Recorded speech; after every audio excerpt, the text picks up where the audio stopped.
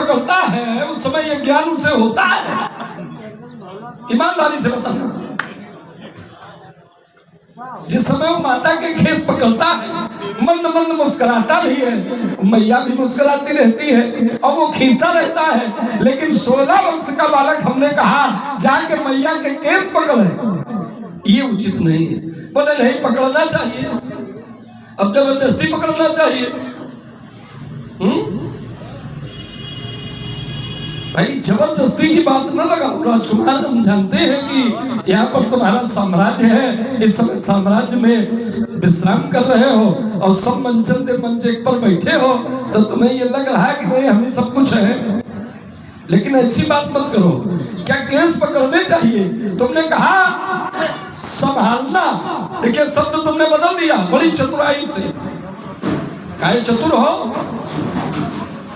संभालना और खींचना अंतर है शब्द में। संभालना बात अलग है, छोटा बालक केस संभालता नहीं है, बल्कि अपनी जितनी उसकी शक्ति होती है, क्षमता होती है, घसीट देता है। ध्यान देना। तो बउआ ठीक ठीक बात करो, यही मैं कह रहा हूं। रे न बालक कालवश बोलत तो संभाल। एक बात इसमें और बताई कि महाराज वो तो चंद्रमा के समान है, आप उसे देख ले।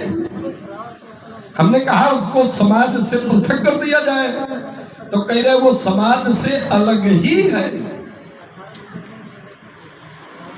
क्या ये सत्य है कि वो समाज से अलग है? ये तुम हमें हमारे पथ में भ्रम पैदा करके हमें भ्रमित करना चाहते हो। वो समाज से अलग नहीं होता, समाज के लिए ही वो यहाँ पर उपस्थित है और समाज उसके लिए उपस्थित है। वो अलग नहीं होगा, क्योंकि वो साधारण नहीं बल्कि असाधारण है। धनुष तोड़ने वाला कोई साधारण नहीं है बल्कि असाधारण है, और जब असाधारण है तो उसकी विशेष व्यवस्था नहीं है, यहीं पर है समाज में।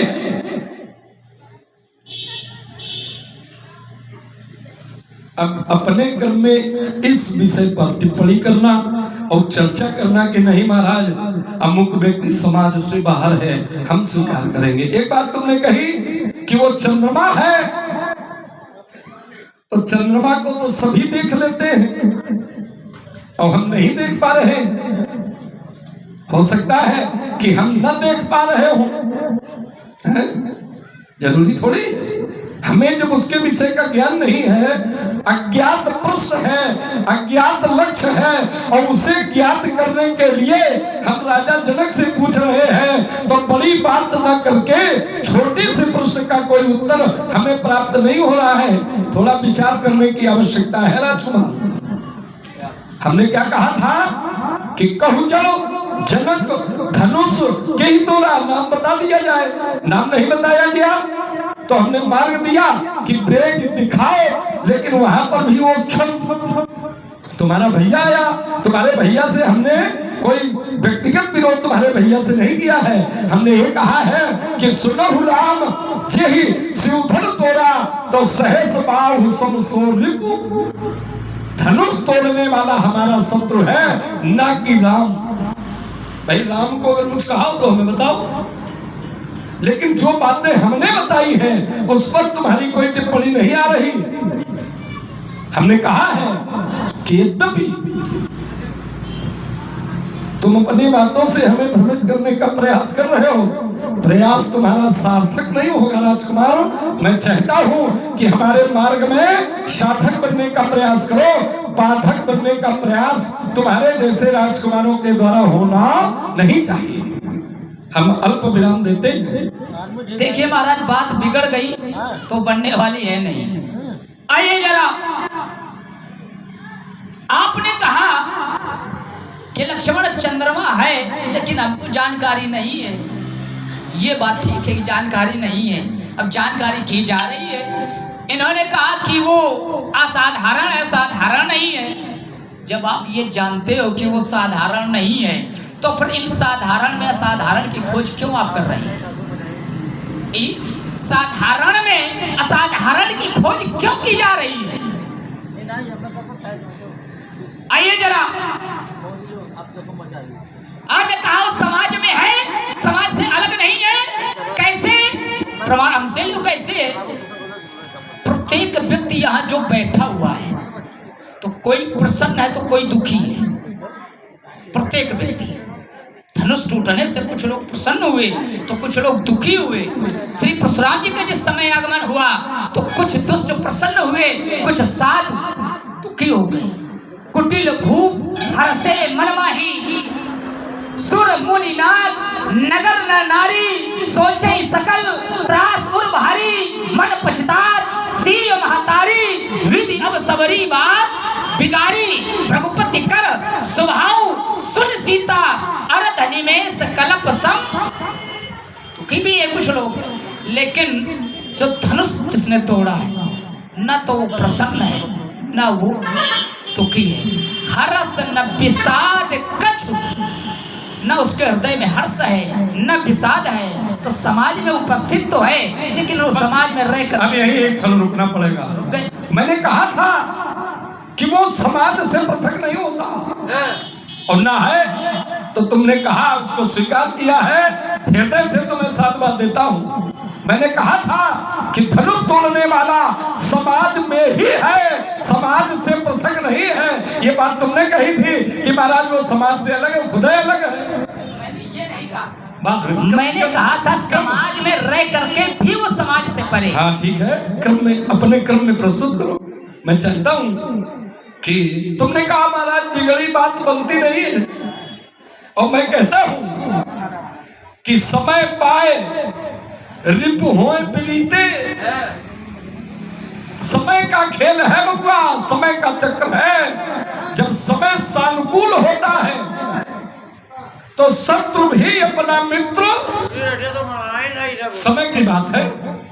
और बोले भरद्वाज सुन जाहि जब, होए विधाता बाम, तो धूर मेरु सम जनक जम, ताई ब्याल समदाम। जब परमात्मा विधाता माने जीव के बाम होता है तो सब कुछ उल्टा लगता है। पिता जनक जमराज की तरह है, रस्सी सर्प की तरह।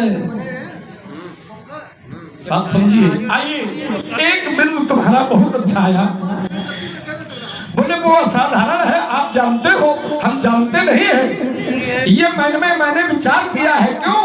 धनुष भी असाधारण नहीं था, और उसको तोड़ने वाला क्या साधारण हो सकता है? वो भी असाधारण है। तुमने कहा महाराज असाधारण जब है तो साधारण में कैसे?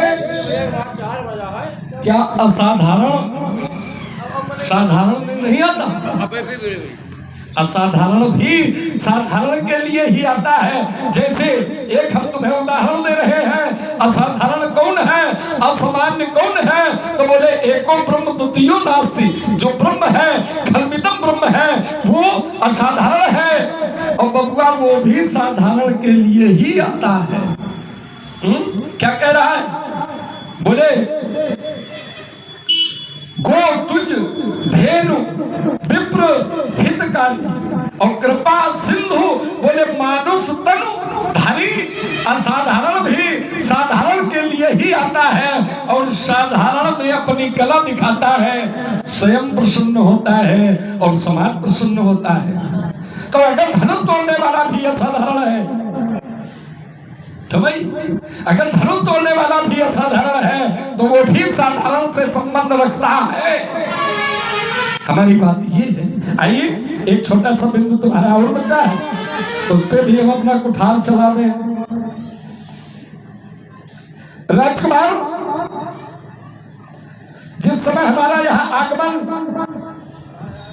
उस आगमन के परिप्रेक्ष्य में सानुकूल व्यवस्था, यहाँ लोग चिल्ला रहे थे कि ले उछलाए सी का कोऊ और धरी बांधो नप बालक दो, जो विदेह कच करे सहाई, तो जीतो समर सही दो भाई। और स्थिति क्या थी?